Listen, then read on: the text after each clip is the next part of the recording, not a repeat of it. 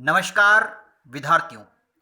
आज हम विश्व की प्रमुख जनजातियों में भील जनजाति को पढ़ रहे हैं। इससे पहले हम बुशमैन एस्किमो जनजाति को पढ़ चुके हैं। तो आइए आज शुरू करते हैं भील जनजाति को। भील जनजाति में भील शब्द की उत्पत्ति के संदर्भ में अगर हम बात करें तो भील शब्द की उत्पत्ति द्रविड़ियन भाषा के बीलू से हुई है, जिसका अर्थ होता है तीरंदाज। तो आपको याद रखना है कि भील शब्द की उत्पत्ति कौन सी भाषा से हुई है, तो वह द्रविड़ियन से हुई है। किस शब्द से हुई है, तो बीलू से हुई है। और अर्थ क्या है उसका? तीरंदाज। अगर बात करें संस्कृत भाषा में तो संस्कृत में इसका अर्थ होता है भेदना, वध करना या मारना। तो ये तो थी बात इसकी शब्द की उत्पत्ति को लेकर। अब बात करते हैं कि भीलों की उत्पत्ति कैसे हुई है। भीलों की उत्पत्ति महादेव के पुत्र निषाद से हुई है। ऐसा माना जाता है कि निषाद ने महादेव के बैल की हत्या कर दी थी, जिस कारण महादेव ने इन्हें पर्वतीय क्षेत्रों में भेज दिया था। नेक्स्ट बात करते हैं महाभारत। महाभारत में इनका संबंध एकलव्य से है। आपसे पूछा जा सकता है कि महाभारत में भील का संबंध किससे लिया गया है, तो एकलव्य से लिया गया है। रामायण में बात करें तो आपने नाम सुना होगा शबरी का, जिन्होंने श्री राम को बेर खिलाए थे। तो शबरी भी भील जनजाति से ही संबंधित थी। नेक्स्ट बात करते हैं कर्नल टोड्स के अनुसार भीलों ने महाराणा प्रताप की अकबर के विरुद्ध युद्ध में सहायता की थी। यानी कि यहां पर हम बात कर सकते हैं कि भील एक पराक्रमी जनजाति है और बहादुर जनजाति के रूप में सामने आती है। भील जनजाति की फिजिकल अपीयरेंस की बात करें, शारीरिक संरचना की बात करें, तो इनका जो कद होता है वो नाटा होता है। रंग इनका गहरा काला होता है, नाक चौड़ी, आंखें लाल। बालों की बात करें तो बाल रूखे होते हैं, जबड़ा इनका कुछ बाहर की ओर निकला होता है। शरीर संगठित व सुडौल होता है। भील जनजाति के लोग बड़े ही परिश्रमी और ईमानदार होते हैं। आप इस तस्वीर में देख पा रहे होंगे इनके वस्त्र। भीलों के वस्त्र बहुत कम होते हैं क्योंकि गर्मी वाले क्षेत्रों में रहते हैं। इनकी स्त्रियां जो मेन रूप से कपड़े पहनती है वह घाघरा, कांचली व लुगड़ी है। ये लाख और कांच की चूड़ियां भी पहनती है।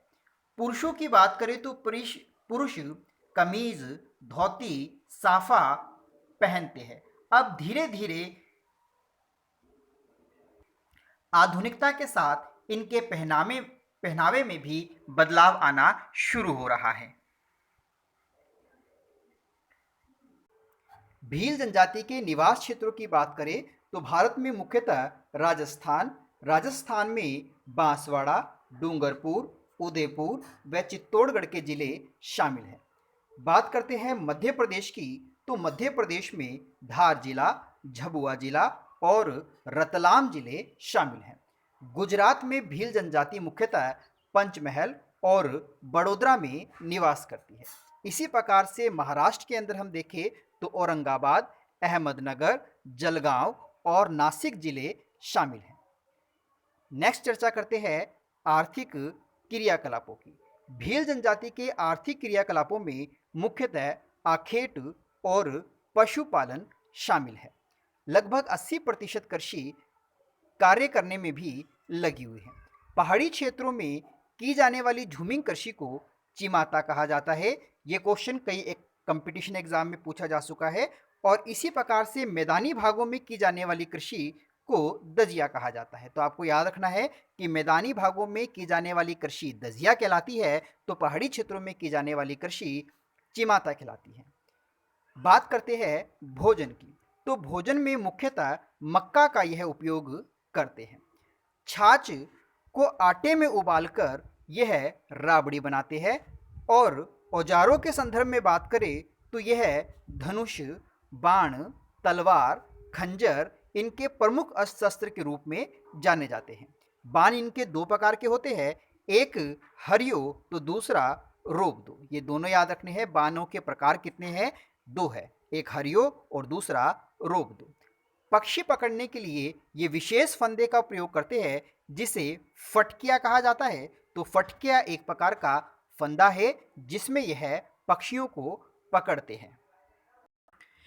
भील जनजाति के निवास गृह देखें तो इनके घर प्रकीर्ण प्रकार के होते हैं, यानी कि दूर दूर होते हैं। इनकी झोपड़ियां खेत के छोटे टुकड़े के मध्य बनाई जाती है जिनमें अन्न और पशुओं को रखने की विशेषता होती है। घर की दीवारें मिट्टी की, पत्थर व बांस से बनी होती है और खपरेल का प्रयोग भी होता है, जैसा कि आप पिक्चर में देख रहे हैं। छोटे गांव के समूह को फला कहा जाता है। Very important question. भील जनजाति के छोटे गांव के समूह को क्या कहा जाता है? तो फला कहा जाता है। और बड़े गांव को पाल कहते हैं। आपसे ये प्रश्न भी पूछा जा सकता है कि भील जनजाति के बड़े गांव को क्या कहा जाता है? तो पाल कहा जाता है। और समस्त पाल के मुखिया को क्या कहते हैं? तो समस्त पाल के मुखिया को गमेती के नाम से जाना जाता है। तो आपको इन तीनों वर्ड्स को ध्यान में रखना है कि फला छोटा गांव, पाल बड़ा गांव और गमेती समस्त पाल का मुखिया कहलाता है। और जो इनको मार्गदर्शक देने का काम करता है उसको बोलावा कहते हैं।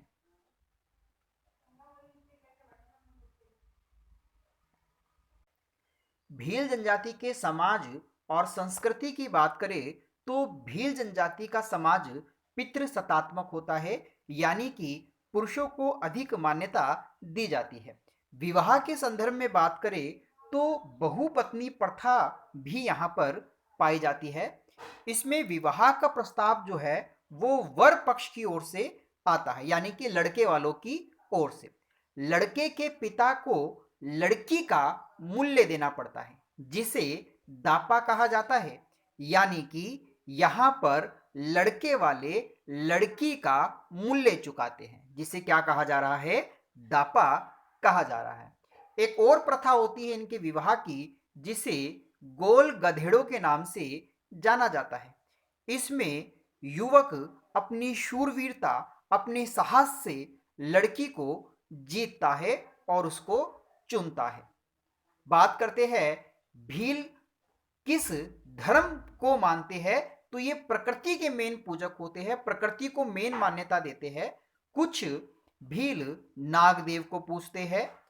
महत्वपूर्ण त्योहार इनका होली और दिवाली है। ये दोनों त्योहार याद रखने आपको, एक होली और दूसरा दीपावली। नृत्य, नृत्य का भी मेन महत्व है इनके समाज में। यह घूमर और गेर नृत्य करते हैं।